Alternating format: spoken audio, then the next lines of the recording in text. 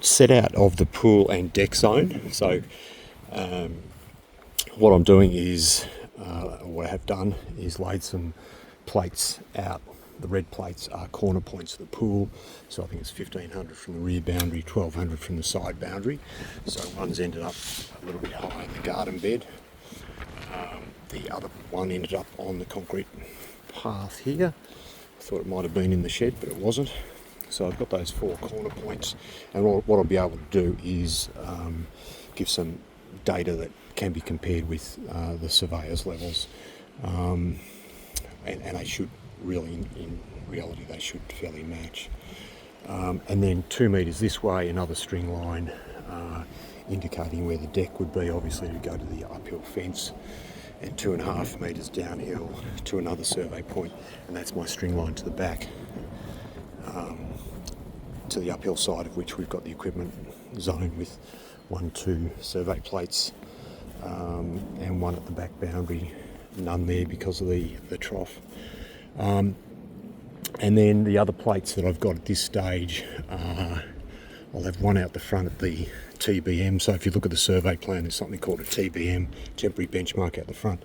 I've got 2 here, one in line with the wall of the pool, just on the concrete, one up at ground level on the other side, which, looking through the sleepers, is sort of 2 sleepers up there, and sort of midway it's probably fairly similar, maybe a little bit higher, the ground level there, and in this corner the ground level's up, I suspect at this level, 3 sleepers up, or 2.5 sleepers up. I'm pretty sure certain it's there. So 2 survey plates there, which give me a bit more info. And I don't know that I saw anything on the plans in relation to a retaining wall through here. I'll have to have a bit of a closer look, because that needs to obviously be there and part of the project. So just something to think about, and whether it's been designed such that the pool can happily live next to it. It shouldn't be too much of an issue, because we are 1200 away, and that is the bench seat side of the pool. So in reality, the deepest part of the pool is another 500 away, which is 1700 away. So we're getting a fair bit away from a wall which is almost classified as a garden wall, given it's not terribly high.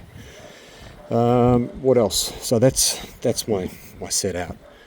So on the next version, or one of the next versions of the pool scenario plan, I'll add to the RL figures in the table, which have been extrapolated based on contours.